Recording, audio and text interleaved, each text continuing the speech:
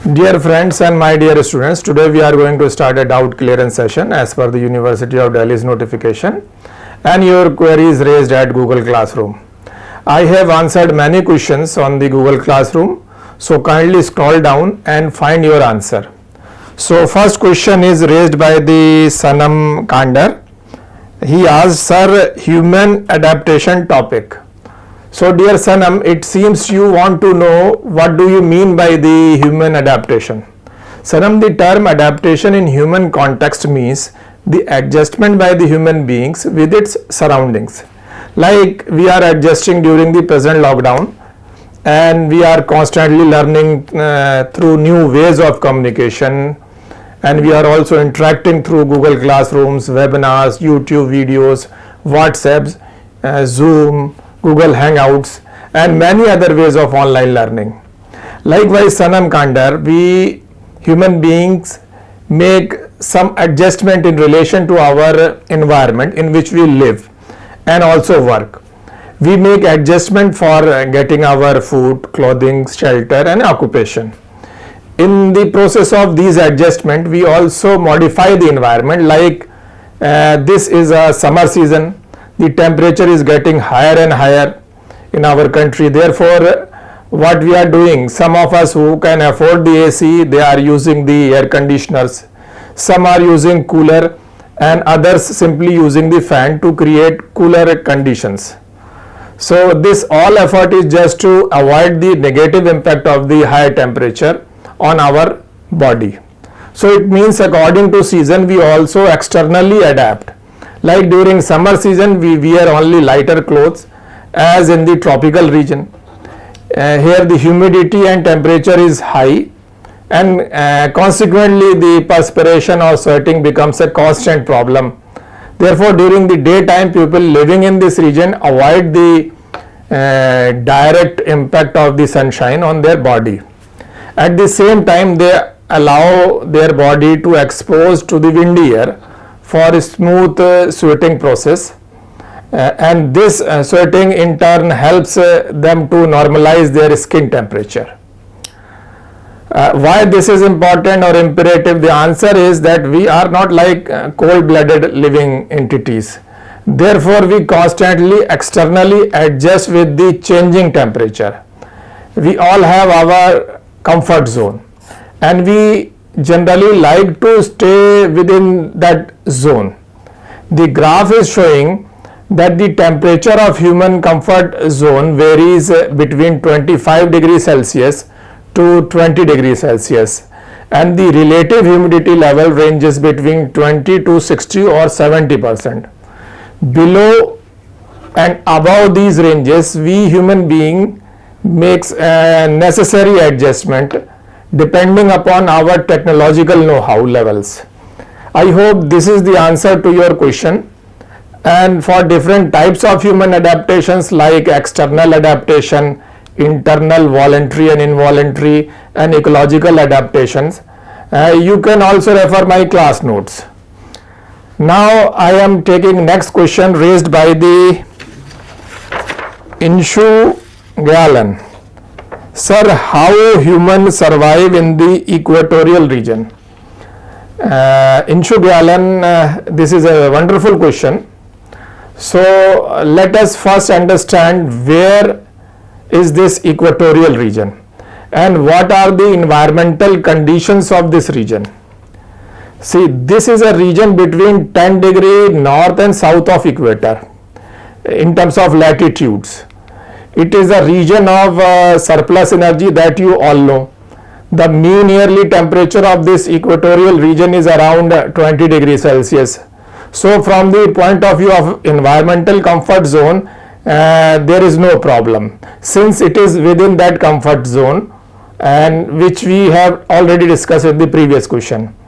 But in truth, think when you see the relative humidity level, which is generally more than 80%, then there is a problem. That means this region is beyond the human comfort zone.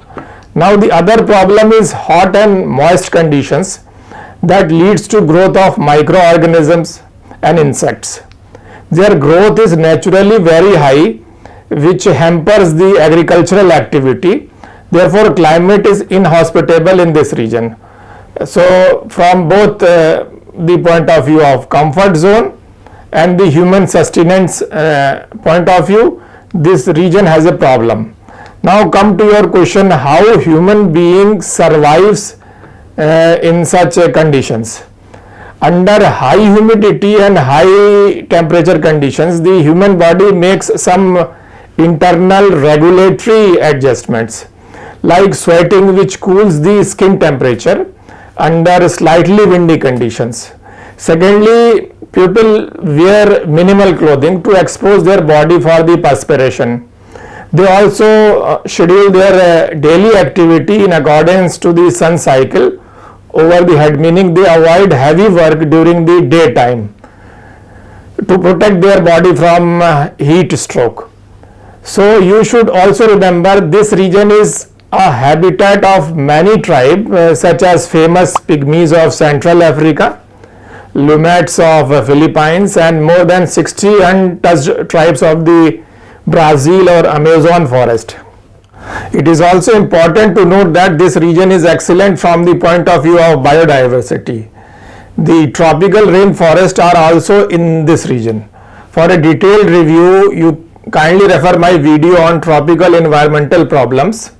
The link is also given. Now, under dense vegetation situation, heavy rainfall conditions, imagine what should be the location of house or economic activity in this region. Naturally, when there is daily heavy rainfall, then the houses would be on the raised ground or higher areas to avoid the daily runoff. Secondly, there is no perfect solution for house type if we exclude the recent technological advancements. I mean, when humidity levels are high, then ideal house type would be like properly ventilated house. This arrangement is to avoid the heat accumulation inside the house, but during the night time when the temperature drops, then covered houses made up of locally available material becomes more important. So that is ideal during the night. Now what should be the occupation type? I mean, what economic activity they should do under such circumstances. The traditional people living in this region are engaged in either hunting and gathering, number one, or fishing activity, especially along the coastal or riverine tracts of the Amazon forest region. And people living in this region are also engaged in farming activity. The shifting agriculture is the most common way of farming in this region. So people performing this shifting agriculture or cultivation are also criticized from environmental point of view. But I would say that this is the only way of practicing agriculture, keeping in mind their technological level and the resources they have. Since when they clear the land and burn the forest, it gives them two benefits. On the one hand, burning of vegetation kills the microorganisms or insects which hampers the growth of agricultural produce. Secondly, it also reduces the acidity of the soil.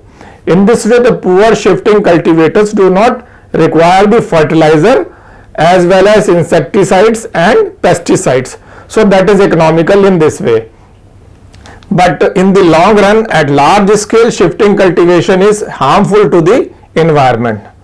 So that is all for today. I hope you enjoyed the question answer session.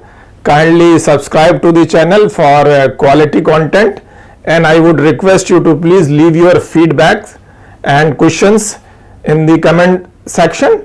Thanks for listening and watching. Goodbye and take care.